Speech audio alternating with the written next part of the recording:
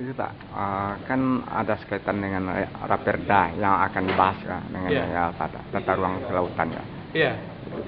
Itu tuh gimana Pak sistemnya Pak? Soalnya ini bisa jadi nampak mengkebiri masyarakat atau nelayan-nelayan yang punya usaha di kelautan tuh Pak. Iya, ini beda dengan Permen 71 2016 Desember 2016. Justru ini bagaimana kita mengayomi. Kalau nelayan kita tuh harus bekerja sesuai dengan satu tuntutan dan kondisi, tentu tidak lebih dan tidak bukan, kita melindunginya dan memberikan ruang tempat kepada dia untuk berusaha lebih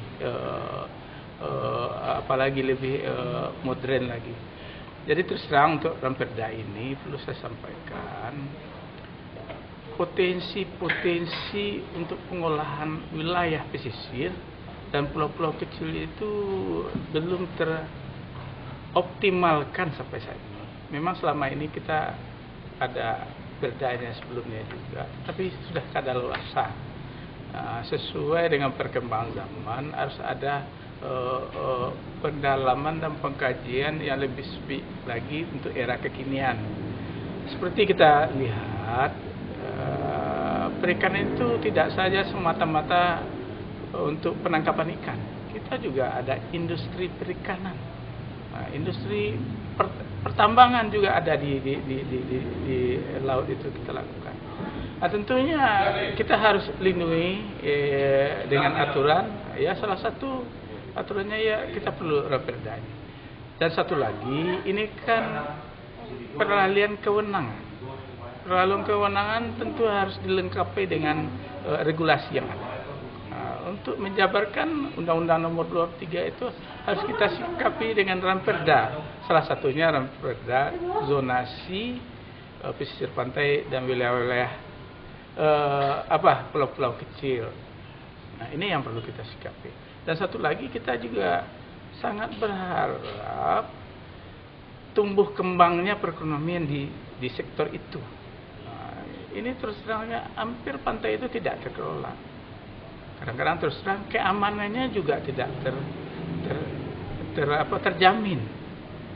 Seperti kita tidak menyiapkan tenaga pengamanan, para penikmat pantai yang ada yang mandi hilang. Kita tidak punya siap tenaga pembantu polisi pantai atau apa istilahnya. Mana kita siap? Dan kita buat aturan bagi pengelola usaha pantai. Kita harus siapkan persyaratan itu, maka itu dia bisa melakukan pengelolaan wisata pantai. Nah, itu harus kita lengkapi itu semua. Jadi sehingga orang datang ke Sumatera Barat mendapat suatu perlindungan dari pemerintah. Nah, tentu pemerintah provinsi dan yang menyangkut dengan hak dan kewenangan kabupaten kita kan bisa sharing, bisa berbagi. Sesuai juga otonomi itu kan letaknya di kabupaten kota, mana wilayah kabupaten kota dan mana. Perda ini kita jadikan juga payung untuk pemerintah kabupaten kota untuk melahirkan perda-perda, terutama dalam meningkatkan pendapatan dari masyarakat. Apakah perda ini selesai di target tahun ini? Perda ini ya kita berharap segera tahun ini harus tuntas selama-lambatnya. Dan satu lagi, saya kira di September kita akan ada penajaman persoalan. Kita perlu menerima masukan dari kalangan yang peduli dengan pengelolaan kelautan dan perikanan ini, pengelolaan pantai-pantai ini dengan kelompok akademisi, dengan para pelaksana penyelenggara di kabupaten kota terkait, dinas instansi terkait, termasuk juga kita bagaimana memberikan pelayanan suatu AMDAL yang baik. Sektor lain juga harus mendukung, misalnya transportasi harus mendukung.